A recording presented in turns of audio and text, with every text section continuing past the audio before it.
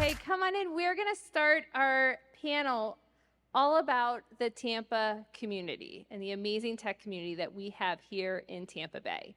So I am Suzanne Ritchie. I am one of the hosts for today, but I am also the co-creator of the Tech Success Network. Tech Success Network is all about helping IT professionals with their career success and job searching, because let's be honest, job searching can be really difficult, especially considering it changes like every other day. So with that, I have an amazing group of individuals with me that represent different areas within the Tampa tech community. But one thing I want to let you all know is I wish I could have had everybody up here with me. And so if you're going to take away anything, make sure you take away this one nugget, which is our community is large, it is strong, it is deep, and if you are interested in a certain topic, there is probably a meetup or a group that is all about what you're looking for. And if there isn't, then talk to me. I'd love to help you start it, because there's probably other people hoping somebody would raise their hand. So just know there are so many great community leaders here in Tampa Bay, and I only have a fraction of them on the stage with me. So with that, I'm going to sit down and I'm going to let you each introduce yourself. But I'm going to start with Evan on the other end. Hey everybody, my name is Evan Brennar. I'm the digital content specialist at Geographic Solutions, and I'm the founder of the Panelists Tech Network Meetup. Hi there, I'm Joey Davila. I do developer relations at Unify.to. I blog at Global Nerdy, where I make the Tampa Bay Tech events list, and every now and again, I teach some stuff at Computer Coach. We love that Global Nerdy tech list. Thank you. On behalf of everybody in Tampa Bay, thank you. If you don't know what it is, subscribe. Joey actually curates all of the events every week so that we only need to go one place. And then he delivers it to our inbox. And by curate, you mean runs a Python program? Yes. just one. My name is Chris Ayers. I'm one of the lead organizers for DevOps Days Tampa Bay, an international speaker, and I've been in this community active for probably like 10 or 15 years. Hi, my name is Lissette Deza. I'm an IT support specialist at Deepwatch, and I'm also the Chief Operating Officer for Tampa Bay Techies. Hey gang, my name is Charlton Trezevant. I'm a software engineer, and I'm also in charge of Tampa Devs. So I've been building that since 2021, and very happy to be here with everyone. Hi, my name is Samantha Ramos, and I'm the founder and CEO of Tampa Bay Techies, and I am a full-time cybersecurity operations manager, and I specialize in governance, risk, and compliance. And hello, everyone. I am your fellow co-host for today, and my name is Daniela Diaz again. I am the co-founder of High Tech Connect, and by day, I'm the vice president of sales and marketing for an AI organization, Lumina AI, here in Tampa.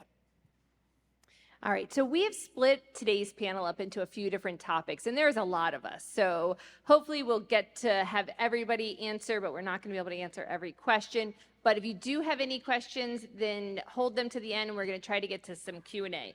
So let's start with talking about how we've actually seen the Tampa Bay tech scene evolve. It has been crazy. I arrived in the Tampa Bay tech scene in 2002. Don't anybody do the math. And we were chatting earlier, there really wasn't a Tampa tech scene. There was one guy who was running a get-together at that time. It wasn't even a meetup. So let's start. Chris, I'm going to start with you because we were talking about this. How have you seen the Tampa tech scene evolve over the years? I remember, I got down here in 2008. I remember breakfast at Jimbo's. Yeah. Yep. And random meetups sponsored by recruiting firms. I would go to IT events at the Microsoft campus down by the bridge. I remember the evolution of Suncoast, where we had random JavaScript meetings, Ruby Brigade meetups, doing coding katas, and I've seen it grow and evolve. And then we kind of had a dying off for a while. There was a big time where there were some efforts to unify, and a lot of meetups died out, and we lost venues to host them. We lost sponsors and the people who are driving them. And then this kind of resurgence again with a lot of meetups coming back after the pandemic, and Tampa Devs, and just this wide, variety of groups starting to spin up again. Sure. So. Charlton, how have you seen it evolve since you started Tampa Devs in 2021? Oh yeah, sure. So when I came here in 2021, I thought I was just sort of waiting out the tail end of COVID before I jumped over to the West Coast to do, real technology industry stuff.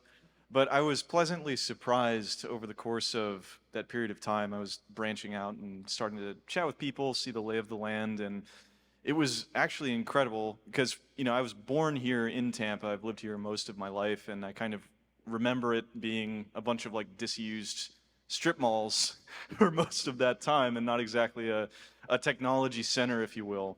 But now just the community and the resources have just been extraordinary. And the other thing that's really been extraordinary is the sheer growth that we've experienced just over the past couple of years, with a lot of folks relocating to Tampa in a lot of high technology spaces. Has just been really amazing. So yeah, over the past several years, it's just been popping off, as the kids would say. Sure. Kids. Yeah. As the kids would say. Yeah. Did you do the math on when I arrived? Did I do the math on When I arrived, yeah. on the popping off threshold? It's a statistical term. Okay. Evan, you represent the Panelists side. Tell us, how has the growth in Panelists been over the years?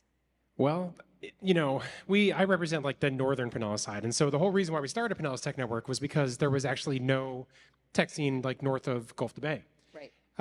Still debatable whether there actually is, but we try really, really hard. And so that would be my pitch to please come out and check out Pinellas Tech Network, because we're north of Gulf to Bay, and I don't know, that sounds cool. But how have I seen I got into tech when I first started working at Geographic Solutions, and before that I was in the local band scene. So I've seen the tech scene grow quite a lot. I mean, from going to High Tech Connect a couple of times and stuff like that, to now just looking on Meetup or Eventbrite and just seeing so many different events to go to and so many different topics. We first got into Meetups because of Tampa Bay Tech, so they were kind of our the way that we were kind of brought into Meetups in the first place. Sure. So, and Samantha, tell us about what you've seen, the difference in the growth. Yeah, absolutely. So I moved down here in 2016. I'm from New Jersey originally, so I've been here for about 8 years. I moved down here for school as a student, and I'm from, like I said, New Jersey, so I've been around New York all the time, New York City and all the really big corporate areas, so I've seen growth there. But here especially, it was so fast, especially right after COVID when everyone got back together in person. And what I really enjoy about the Tampa tech scene is the resources and the support that the community provides around startups and entrepreneurs. As well as collaboration and partnerships. So that's something that I really value about the Tampa Bay tech scene, and I think is extremely, extremely important for anyone looking to either build a startup or build a meetup group. As Suzanne was saying, we now have so many community resources that can help build other meetup groups and do way more collaborations and just really, really build. And continue to put Tampa on the map. Yes, Sure. absolutely. So, Lissette, what do you attribute to the success and the growth of the tech scene in Tampa? I think that Tampa has a really good community. We're all willing to help each other out, all the different organizations. We always come together to put on events and support each other. And I think that lends itself to just Tampa becoming that big tech hub. We have a lot of talent and diversity, and everyone is migrating over here, and they're attracted to that. And so that's helping to build a larger community. Sure. I love that.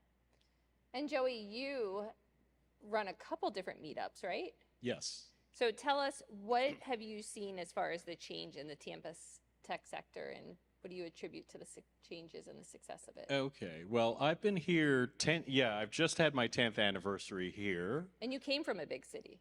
Yes, I came from Toronto, which is technically Canada's New York. I'm here because I met my wife at a tech conference here, Bar Camp 2011, and one of us had to move, and she does not like winter. So I figured, okay, I can do that. Let's see now. Well, a lot of the changes have happened. I know a lot of changes happened because I used to do the Tampa Bay Tech events list manually. So I would draw the HTML table and just kind of go through Meetup and fill it out manually. And it hit a point where I was going, the scene's getting too big. I need to automate it. So that's how I know when. and that happened at 2018. Okay. So a lot of things happened. I guess lately now we've got younger people. We've got people moving here to work rather than to retire. We have a well-established cybersecurity scene here, and I think it helps that Florida is the capital of identity theft. That makes us a great place for cybersecurity. And I guess finally, actually, I would have to say Zoom. This Tampa, lovely city, fantastic weather, also a very good Zoom city, actually. And that just gives us a bigger tech talent pool that also allows us to siphon the tech resources of other larger, colder cities. That makes sense to me. I mean, I love a good sunny day for sure. So Daniela, tell us about High Tech Connect and how you have seen the Tampa community change over the years and what you guys what you attribute the successes to. Yeah, for so the changes. we started High Tech Connect back in 2018, and it was really born out of the technical meetup scene. At the time, my co-founder was running the AWS user group. I was co-running the Azure user group at the time, and at that point, cloud was really starting to really proliferate into the Tampa ecosystem. It had always been around, but it was starting to be adopted by enterprises here, which I think was really different for what we had seen leading up to it. So I transitioned into tech in 2016, and we ultimately realized that there was such thirst for in-person connectivity outside of these silos that we sometimes put ourselves in, whether that's going to a really technical meetup because you want to listen and you want to learn. There should also be kind of these places where you can connect with each other or these organizations more organically so you can continue to build your own personal networks, but also those for your organizations that you represent. So High Tech Connect was really born out of trying to better understand the network that we have here in Tampa, better understand the corporations that were moving into the state. And of course, COVID kind of turned everything on its head and allowed us to have so many people migrate in that are tech workers from other sectors that realize that Tampa is just a pretty cool place to live. But I would also say that's one of the roadblocks that maybe we have is that we have people that aren't necessarily connected to the local technology network that live here, that work here, that are just as enthusiastic and excited about technology. So I think it's something for all of us as organizers of these groups to kind of continue to iterate and find these people and figure out where are they hanging out, how do we pull them out of their shells, and how do we get them connected to the local community in a way that's maybe a little bit different. Sure. Even, we talk about Steve Woodard, who spoke here today, right? I didn't realize he lived here in Tampa, and I had never seen him speak. And I mean, how many events have you been to that, have speakers? And we have such amazing talent. So you're right. We have to start pulling people out more and more. So I would love to just go down the line here, and Daniela, we'll just start with you so we can just pass the microphones that way. Can you share some examples of how meetup groups have facilitated meaningful collaboration and knowledge sharing in the Tampa community? Yeah, I think that's the best thing about the Tampa community, if I'm being honest. I think we've all collaborated together at one point or another. I was looking down and I was like, yeah, actually, I think I've collaborated with every single person on this stage. Right, and I think the interesting thing about this community and the people that I have the privilege of sharing the stage with is that we all work full time. So this is all done out of a labor of love and passion for this community, and I think that's something that's a little bit different. And that has led to just how many of these groups wouldn't have started if they hadn't met their co-founder or met somebody that encouraged them to go and do that? How many people have gotten jobs because of any of our events? How many people, like Joey, met his wife at a tech event, right? Like, these are things that impact people's personal lives as well as their professional lives, and I think that we as community organizers hold that pretty near and dear to us, and we need to be stewards of that and use that responsibly. So it's been a pleasure to do so, and if I could give back 1% of what the city and these people have given me, then I've done a great job. That's awesome. Sam, what about you? What about some examples that you've seen? Yes, on. You have some examples of how meetup groups have facilitated meaningful collaboration and knowledge sharing. Oh, yes, of course. So I actually, my last position, and I share this story all the time, I was hired because I spoke at a computer coach on their cybersecurity panel at CyberX, and I was literally hired at that panel just from speaking and my boss at the time listening to me speak. And so from there, that just really goes to show how much you put out there for yourself, what that can really do for you. And these types of events really help people practice that. They really help people realize their strengths and their weaknesses and what they can put out there and how to showcase their skills when they're just having a conversation with, let's say, like an executive or like a hiring manager that they might not know is an executive or looking to hire someone. So it really has helped to develop a lot of people that I know personally and professionally in a lot of different ways and a lot of different areas. And also in the collaborative sense as well, it just has given us a really great sense of community being in the Tampa Bay tech scene. I know all of us up here are extremely proud to be leaders in the tech scene, and I know that we're still building out just as much as we can, and we're really excited to keep collaborating and building.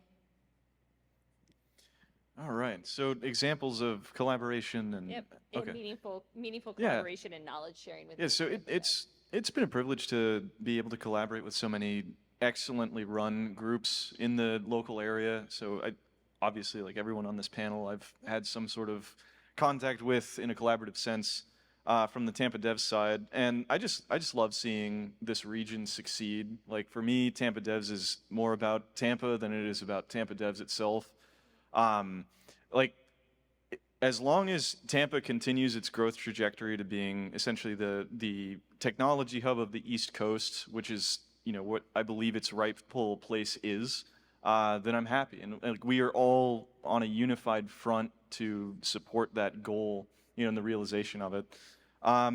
So yeah, and I just love building tools and like cross marketing stuff that all of you guys are doing. Really, again, for the benefit of everyone in this room and in the larger community. Just because I want you all to succeed. I want Tampa to succeed, and I just really could not be happier about the community that we have here. So with the collaboration, I worked with Charlton on adding a Slack integration to help post events that were happening in the area. And although that's something small that we did just with our Slack alone, we were able to see events across all the different organizations and collaborate on that. And so that was just another way for us to connect. And then I also want to highlight Computer Coach's mentorship program. Oh, thank you. Yes. I think that was such a great thing for you guys to do, because then we were able to reach out to those individuals who were maybe breaking into tech, having trouble finding jobs, and be able to help them out with that. And that just shows that we're all just trying to help each other out. Yeah, that's funny. Somebody else asked me today to bring that back. Oh, yeah. I still mentor. Yeah. Oh, I love that. Yeah, that's awesome. Yeah, and my mentee got a job, so I was like, you're good, go fly free. I love that.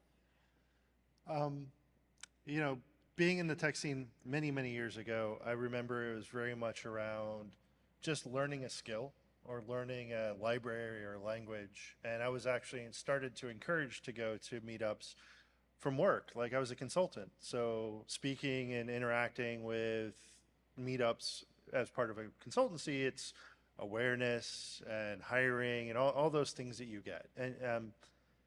And it definitely has evolved over the years, because I found my passion there in speaking and connecting with the community. That's one reason I go around the world talking, but I also try to do it here with people, because I'm just passionate about like technology. I'm a nerd. I love things. I find something cool, I want to tell people about it. I'm like, aren't you excited about the thing I'm excited about? Let's get excited together. Yeah. And so like that's why I do it, because I want to find like-minded people I can talk and hang out with. Like I've called Charlton about like, hey, how you guys do sponsorship is awesome. Like how you engage with the community is great. We're trying to spin up, DevOps days again. We're trying to get that like good brand awareness. And so we would reach out to everybody trying to be like, let's do community sponsorships and help each other, because it's about getting good information to everybody and making connections, like helping them find their job, helping them Like I introduced you to your future boss at one point, and like you guys went off in a conversation, and next thing I know, you're working for him. Like that's awesome. Like it's about connection, and I think all of us have done that. Like you recently called us about your event. Like how do you handle the venue? How do you handle stuff? We were just talking with the organizers of Civo about, you know, we're going to be doing an event in this venue, and we were talking to them about, oh, I like how you laid this out. And so it's all about learning and improving and just making things better for attendees and for speakers and for organizers, like just giving back. All right. One thing that I like to say about events like this is showing up, and showing up. Actually, half of success is showing up in the first place. Yeah. But events like this increase what I call your luck surface area. You are increasing the probability that something interesting will happen, and you will run into that thing that makes the connection. What I want to say is, you know those science fiction movies you see where they always go backwards in time because they want to fix something to make their present, which is the future, better? You are time traveling right now. You are in the past, and you are trying to fix something for your future self. And one of the best ways to do that is to increase your luck surface area, which is to attend things like this. All right, that was great. So, you know, talking about collaboration, yeah, like I think that I've collaborated with almost everybody on this panel, and so right there, I mean, that I think is the key part of this question. But and have I necessarily seen collaboration lead to a new idea or something like that? Sometimes no, but sometimes what I like to do at a meetup is just stand back and just look at all the conversation happening and just imagine that everybody is meeting somebody new or coming up with a new idea, or something's going to happen where they're going to connect on LinkedIn or in real life or something like that, and it's going to lead to something great. Or maybe it's just a conversation, but they bring that back to their company, they bring that back to their personal lives or whatever, and they remember that and they take that idea away and they collaborate in their own different way, you know, however that is. So that is one thing that really drives me. I think that it's great to, you know, there's a nervous energy about meetups, and I think that's really cool because you could get to a meetup and there could be like 5 people there. Or there could be like 50. I've hosted both 5 and 50 person meetups, and each one has been interesting and awesome in its own different way. And so one other example of collaborations that actually had a 5-person meetup that I hosted, Dr. Richard Manassi from Tampa Bay Wave had said Tampa Bay Wave started as a meetup just like the one that was happening in this room. So I don't know if that's actually true 100%, but he said it was, and I'm gonna take that for granted. So Yes, to my knowledge, it is true. I thought, you know, that's pretty cool. So I have a quick question for you, which was not a pre-sentient question, so I have no idea what the answers are going to be. Have you ever tried to collaborate with another meetup and been told no or not gotten a resource? So yes or no? Yes. Yes. Yeah. Yes, and been ghosted. You've been ghosted? Okay. I don't know. I don't think so. Yeah. Okay. I don't think so either. Yeah. Maybe. I don't think it's nefarious. Yeah. It was not. I don't think I've ever. also I think don't it's the think I've time ever. frame. Like Right. I wasn't running one years ago, and then the last 4 or 5 years being real active in this, the mindset is very different, Yeah. and so it's very collaborative. I feel like every time I reach out to anyone, if I know them or not, that they're always willing to help. We're generally, I think it's a generally friendly group here. I think so. Yeah. I mean, for me as the moderator here, I had a hard time, like, where do I stop? Like, the list just was going on. Like, I didn't know if we were going to be able to fit any, like, chairs on the stage. Like, we could have been all the way to those curtains over there. But All yeah, right. it's not like West Side Story with these rival meetups. Da-na-na, Right. da-na-na, da-na. If anything, there's almost so much. No battles here, not on my stage. All right. So let's talk about the difference between in-person and online meetups. So is anyone running online meetups? I know most. Did anybody run online meetups during COVID? Okay, good. No, I've spoken at quite a few, and it's very different between Perfect. speaking at an in-person thing and speaking at an online one. So what ways do you believe in-person meetup groups differ from online networking platforms? As a speaker, there's a different reaction when you're in front of a group of people, and then immediately off stage you get that hallway track and those conversations that spawn immediately after the discussion, and then you just kind of walk out into the hallway. And it's really hard to do those with online platforms, and people a lot of times might have their meeting in a second screen while they're on their phone with their camera off, and so that connection isn't there. Like if you're just sitting on your phone, I'm gonna stare at you like, really, man? You're here? You're on your phone? Come on. But you're not, so it's fine. Or if you're trying to work on your laptop when we're playing rock, paper, scissors, I'm going to call you out. Coders, creatives, and craft beer. That meetup was very sad online. In the end, we were all reduced to people drinking alone in front of their computer. That is not good.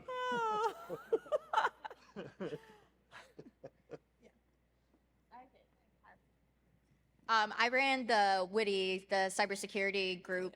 Yeah, so that was online during COVID. And so that's just an international group, but also what was hard with that was really creating that relationship and what you were saying, right? But to advance that relationship that you might need to maybe leverage them as a resource or vice versa.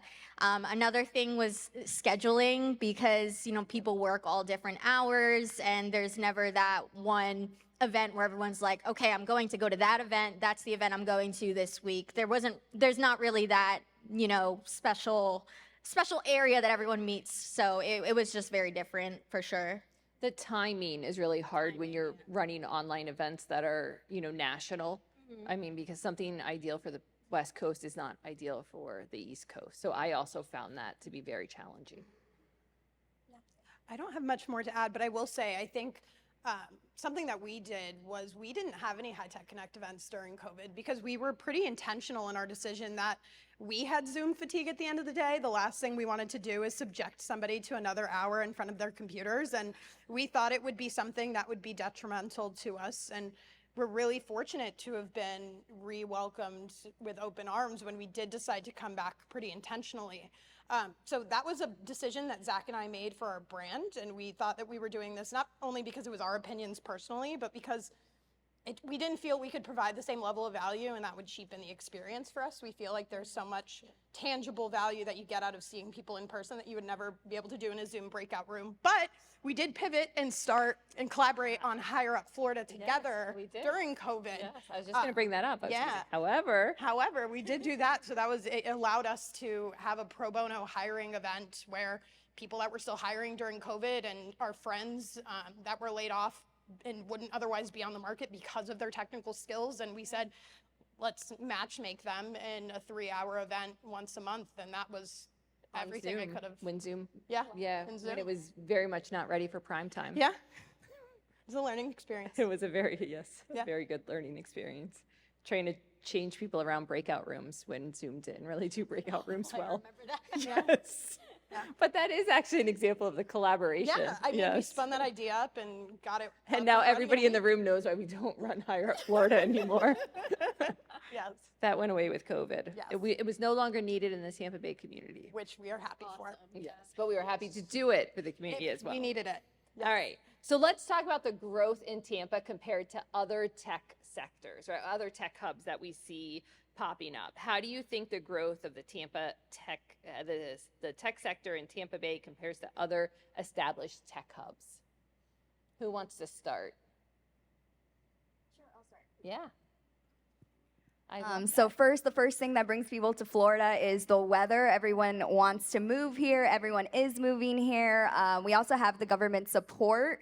I think about most of the tech jobs in Florida are actually in Tampa itself, believe it or not. I hear people from Austin coming here too. So I think that lends a lot to how we're becoming that tech hub. I think it's here. I'm kind of tired of hearing, oh, we're going to be a tech hub. No, we're already a tech hub. And you can see that by the involvement of all the tech groups together. It's all about word choice. Yes. I was going to say, I remember seeing an article about Orlando, and my Orlando friends and my Tampa friends are all like, no, we're the startup tech hub. And we have like a number of places I've been to, there's a couple of inherent factors. Like one of the factors I think is really popular here with cybersecurity is also we have a big military presence as well, with MacDill and some of the CENTCOM, and so we have retirees from the military that bringing tech skills. We have a large number of major corporations around the area. We've got Publix over in Lakeland, so we have a lot of proximity of stuff. We've got some things down in St. Pete. So we have a lot of great factors there. We've got some amazing schools in the area, so people starting their educations and then coming out ready to hit the ground running. And then we have that entrepreneurship and startup mentality. So we have a lot of factors that are all contributing to just an amazing mix of people that are interested in the field, working in the field, or wanting to grow into the field. And it's just led to this explosion. Can add. So as I mentioned before, I grew up very close to New York City, so kind of everyone's dream up there, goal up there is to join a very big corporate company, and they're actually all moving back to being in office 5 days a week. So you spend an hour and a half, 2 hours commuting there and back. You have to, go in every single day and you work that full thing. But I stayed down here because I really liked the ecosystem down here and what I got to do with that time. And I also really like, as you mentioned, the startup and the entrepreneur ecosystem here as well, where there's a lot of promoting around, innovation and creativity. That's not something you see very often around like New York. It's very structured and formal and back to business type of mindset. Yeah, that's an hour and a half to 2 hours each way. Yeah. Yeah. All right, Daniela, Charlton, anything you'd like to add to that? Talking about how you think the growth of the tech sector in Tampa Bay compares to other established tech hubs. I don't want to leave anybody out if they want to Sure. add. I think there was definitely a massive spike in growth following, all the events of COVID. We had an enormous number of people come here. Yes. And I did a demographic survey of Tampa Devs members around the end of 2022, and it showed from a representative sample that over 55% of our member base was new to the Tampa Bay area within a 3-year period. Yeah. Which I thought was really amazing, but I also sort of expected that because it's like we do position the programs that we run to take in a lot of people that are new to the area. But I don't pay a lot of mind to like other tech hubs, as it were, because it's like, what is it going to change if I'm like sitting like refreshing statistics about like Austin or Seattle? Like Tampa Devs is like 3 dudes with an email list. like it's not really going to change the course of anything in that sense. But I do try to think of these things on more of like a 5 to 10 year timeline, as far as like is the work that I'm doing supporting the vision that I have for like what Tampa could become in say a decade's time. Is it helping the community grow and thrive, where 10 years from now it'll really be what I'd like it to be. And you know what? Yes. It may happen in 10 years. You're going to sit back and go, I kind of miss the small and scrappy days. Those were fun. Remember, it is more fun to be a pirate than join the Navy.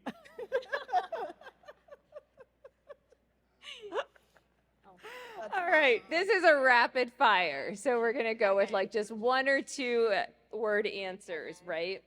As leaders within the tech community, what are your aspirations for the future of the Tampa Bay tech scene? What are your aspirations for the scene? I want it to be sustained. Okay, Sustained. all right. Sam? I want it to grow, but in a stable way. Stable way. Okay. I love the open collaboration that we all have. I think that if we ever were to lose sight of that, it would essentially chill all of the work that we've done. So as long as we uphold that value, I think that we're good. Yeah. I want it to continue to be a safe space for individuals who are just getting into the tech community or are seasoned. I want it to be interesting, and I want to bring those people with passion, into the community that have something they want to share or something they want to say and be part of it. Well, everybody got the good answer, so Sorry, we'll start down there. That's okay. No, I'm just going to use the Conan line then, to crush your enemies, to see them driven before you, and to hear the lamentation of Miami. You don't want more accordion players? I think for it to stay creative and fun, and for it to always be open to people to just start weird new things, and in the words of that mural at the Dunedin Brewery, to stay weird in a good way. I love that. All right, Evan, we're going to start with you down there. So again, we're in rapid fire. So how do you envision meetup groups evolving to meet the changing needs of the community? Because we're growing. How do you see us evolving? That's a really good question. I think just evolving to include more people and to just encourage more people to start meetups at, whether they're entrepreneurs or just have a really great idea. Okay. I think what we need to do is get over our fear of crossing bridges so that we can go to places like Panelists. Yes. Which is why I support Suncoast Developer Group's chant of drain the bay. Oh. I'm going to steal something I've seen both Joey and Charlton do. Automation. Like we have all this stuff where we have tools that can help us scale so that we're not doing all of these manual processes all the time to reduce our overhead, to make it a lot easier to have people contribute and join. Yeah. Susan, what was that question again? How do you envision meetup groups evolving to meet the changing needs of the community? What was that? Sorry. How do you see meetup groups evolving to meet the needs of the community? Because we're growing. How are we evolving? Yeah. Tampa Bay on its own is growing, right? Yeah, we're growing. We're continuing to stay weird. I think we have a good head on our shoulders, and so we know what we need to do to move forward. And so that progression is just going to continue. Awesome. So I really like the idea of scale and resilience, and there are a number of principled decisions that I've made on the Tampa Dev side to basically ensure its long-term sustainability, like past my tenure. To Chris's point, the last time that I was speaking on this stage was at DevOps Days last year. I'm ordering a giant hook to pull you off next I have a Maui hook. Yeah. I'll bring it. Yeah. It sings the thank you. Yeah, I forgot it. went I was going to 5 bring it minutes today. over, which is a capital welcome. offense. You're Yeah. welcome. Right. But yeah, there are a lot of tools that we've built that are semi-proprietary to Tampa devs that allow us to run our programs at our scale, and there's like a lot of technology that goes into that. Even things like emails, we send anywhere from 5,000 to 10,000 per month. We have a whole data warehouse and like analytics infrastructure. We have our own SaaS platforms for things that sustain us financially. That's the benefit of being a meetup full of devs. Oh yeah. Yeah, but what I'd like to do is try to set, or at least demonstrate a model in which a meetup can kind of fall into its own in a way that's very sustainable long term and that doesn't require a lot of overhead in terms of operational expenses, which is kind of the thing that crushed Suncoast Developers Guild. Yeah. And that was very sad. But like, things like that where it's like you can stay very lean and very flexible, but still have a very large scale, kind of broad reaching impact on the community. That's how I'd like things to evolve. Yeah, you guys have done a great job at creating tools also for that. Thank you. Yeah. A little bit on a different side, but what I'd like to see is more diversity, which is a very big push right now, which is incredible seeing everyone coming to Tampa, but also more diversity in the groups. I see a lot of creativity and innovation groups, a lot of like UX, UI, digital marketing type of groups being created, which I think is awesome. I'll say what is considered to be tech-backed or tech-focused has changed, and it's going to continue to change. You just mentioned digital marketing. That's something that people don't really think about as being tech-enabled, but it is, and I think most organizations are tech-enabled at this point. They're tech companies, whether they want to be or not. So it's embracing that and continuing to iterate over time and include those groups over time so they feel just as warranted in being in the rooms as anybody that's on the infrastructure side or doing anything that we do on the stage. Yeah, totally. Yeah. All right, so our last question, and then we're going to open up for question and answers. So get your questions ready. And do any of you have partnerships or initiatives or collaborations going on right now that you want to talk about? Sure. We can go down and we'll mix it up. I think two of the partnerships, and I'll go into three really briefly, two of those that have been extremely beneficial to us are with the EDC, both in St. Pete and Tampa, as well as with the Business Journal, ironically enough. They started their Tech Talk series at kind of the same time that we started High Tech Connect. And it was something where we wanted to find areas to collaborate because we recognize that we all kind of are talking about the same things, and we're launching Inno, and they really wanted to expand their footprint outside of just old men drinking coffee and reading the journal. I love to do that too, but they wanted to change what that looked like. So that partnership has been extremely strategic for us in just proliferating the events that are happening in the community and ultimately giving technologists the potential to kind of just see themselves reflected in these typical kind of publications that are looking to change. And with the EDCs, our goal is as tech-focused organizations come into Tampa, that they understand that there are so many groups here that are going to support the individuals in the way that the EDC is going to support the organization. And the third of which is Embark Collective, which I happen to sit on a board for. Just in what they're doing to support innovation and startups is just so incredibly cool.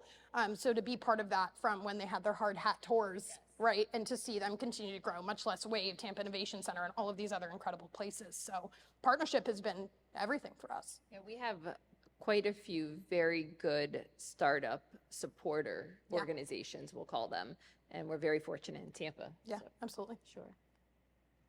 We've had a lot of success with partnering with the schools in the area, which have been pretty interesting trying to figure out that model and what that partnership sort of looks like.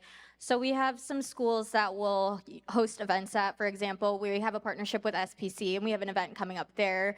We'll bring in like a speaker and have an event there and invite their department. So we have a partnership with the CCIT department as well as a partnership with the College of Business. And we also have partnerships with student organizations at USF, at HCC, and at University of Tampa. So we will host events on and off campus. And the reason we do that is to create a community that is outside of school for when these students graduate, they know that they have that support system already in place. And we do see that. We already have had last year a lot of graduates that are still come to our events and have gotten hired since. They still enjoy it and speak very highly of our group and of the tech industry as a whole here in Tampa Bay. And Tampa Bay Techies is actually the first one and only one that I've seen do that. And you've done it brilliantly. So kudos to you because you're helping keep the homegrown talent home. Thank you on behalf of all of Tampa Bay. Right on. Yeah. So as far as partnerships, we explored doing corporate partnerships early on in the kind of timeline of Tampa Devs, and it didn't really bear a lot of fruit. Most companies are interested in giving you like in-kind donations, but not actually giving you money, unfortunately, which is, it's nice to have a space to host events, but like you still have expenses that you need to pay for, like marketing tools and merchandise and so on. That said, we have one partnership with Codebox that's been absolutely fantastic. So basically, they're a code school that's based in St. Petersburg, and they take some of their students and make them available to me. Basically, I lead them to develop new features and things for the different platforms that we support on the Tampa Dev side. And that's been great because it's literally like they're helping the community, they're helping Tampa Devs, but they're also getting real work experience building real products that they can take to their next position. And in fact, my intern that I have right now building our new features for our reverse job board, I just helped place him potentially with a company that was looking for someone that fit his role, and I made that connection for him today, which is super exciting. So yeah, for me, like as long as I'm just helping people find jobs and succeed locally, then that's pretty much all the initiative. Like if you were going to take all the initiatives that we have running, that's the main one that we have. And then something I love about being a Tampa Bay Techies is not only do we partner with tech organizations, but other nonprofits. And we like to do volunteer events, making sure that we're being a well-rounded individual. And so this Saturday, we're actually doing a beach cleanup. I saw that. Yeah, and I feel like that's going to be so fun, being out in the sun, cleaning up the beaches and working. And we're going to be there with other tech organizations, like Tampa Devs will be there. Yeah, so not only are we trying to reach out to like local colleges, we're also just trying to reach out to local things in the area. I love that. Helping grow the community all around. So we've Tampa or DevOps Days Tampa Bay has partnered pretty much every organization up here. Our CFP is open right now because we're planning on having our next event here in September on the 19th at Armature Works. And so we've thought about how we've interacted with the community. We've got some new packages for sponsorships that we're trying to provide to local companies in the area. So we have like a locals only package to try to give them lower cost tickets as well as some marketing benefits for helping support us and bringing their people, because we want to share and connect to everybody. The events we've had in the past, like I said, it's led to wonderful conversations, it's led to connections, it's led to partnerships, and we just want to help give that back to the community. All right. Current partnerships. One is with Computer Coach. Actually, I teach some courses there, and the other one is with for coders, creatives, and craft beer. Dracula's Legacy, the new vampire-themed wine bar on Tampa Street. That's going to be a fun play. That's going to be great. I'm looking forward to we currently don't have any partnerships, although I'm really excited about this vampire thing. We'll have to talk after this. No partnerships, except if you count Jets Pizza, which we've bought a lot of pizza from. So shout out to Jets.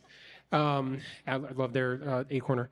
But we're totally open to partnerships and, bringing some more attention to the North Pinellas tech scene, which debatable whether it actually exists or not, but I think it does my heart. So, yeah. Evan, one of the things that I would love It's for you nascent. to talk on, if you care to, is one of the things I've noticed with your meetup is a lot of the individuals from within Geographic Solutions attend your meetup. So it's not only like so like my meetup, for example, is a lot of the outside community coming in, but your meetup you host at GeoSol, and you also, it's a lot of the employees from Geographic Solutions, isn't it? And I think that's unique, right? I don't think any of us have that. Yeah. So how you grew that, talk to us about how you grew it, because I want people to know that a meetup just isn't about going out and having, as Daniela likes to say, mixers, right? Yeah, it's very much, Pinellas Tech Network is very much an intrapreneurial idea. I'm very much of an entrepreneur in my company.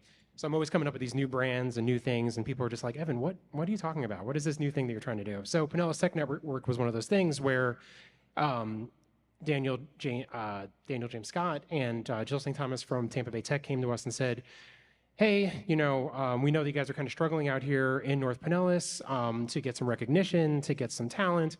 Why don't you start a meetup? And everybody was super quiet except for me, and I was like, I'll do that, And so,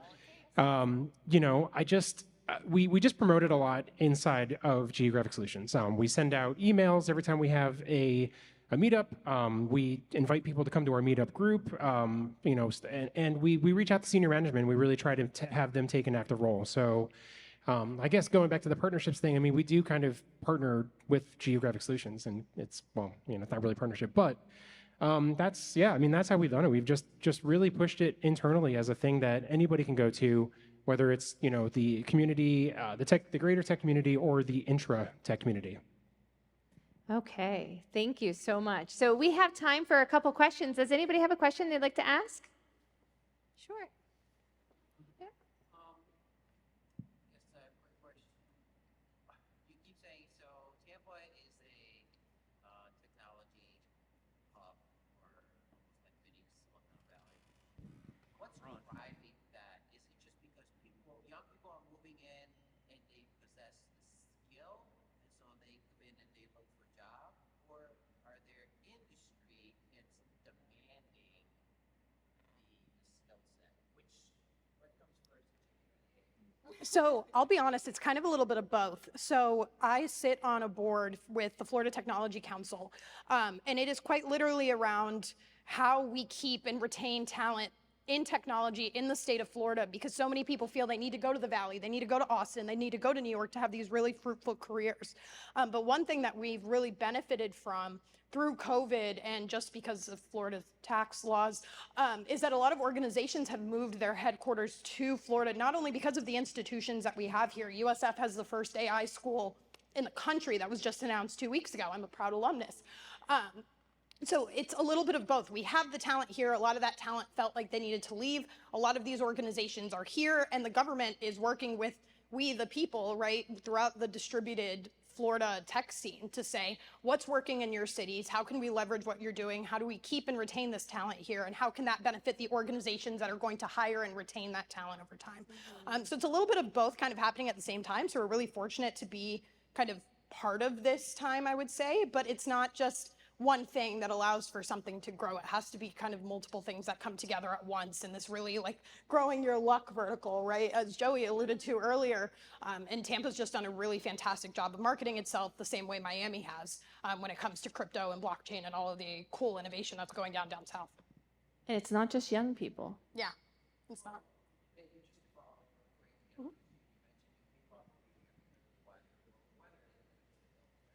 Right. Also, but is a startup flawed career? Does startups fail more often than not? So what's the longevity in staying? So we're really fortunate in Tampa to have really active EDCs. So in Tampa and St. Pete, the Economic Development Council, and they go out and they solicit organizations to move into the Tampa Bay region.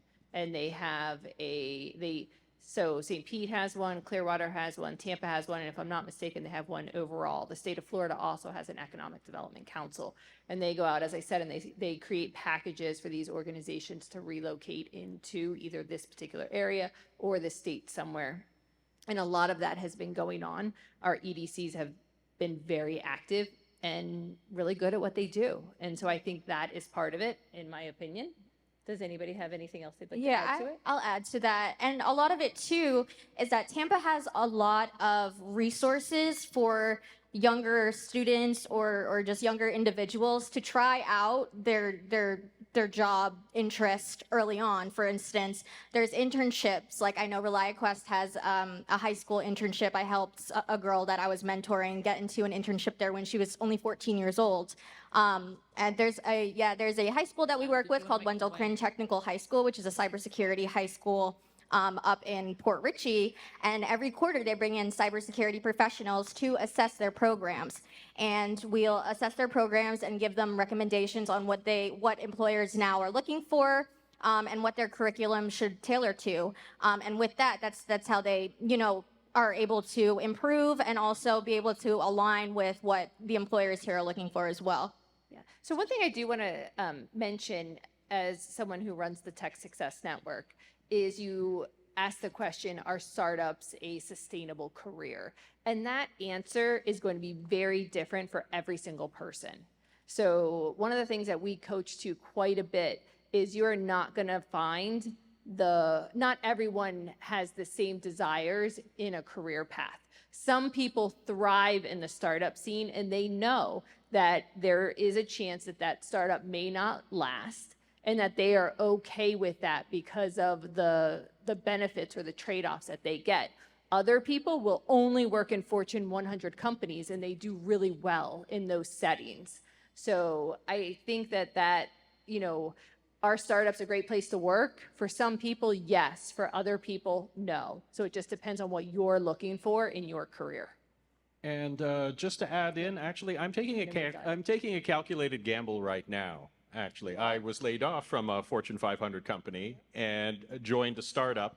This is week 1 for me, and this is not my first startup. And I rather like it, and I kind of feel like Michael Corleone in Godfather 3. Just when I thought I was out, they pulled me back in.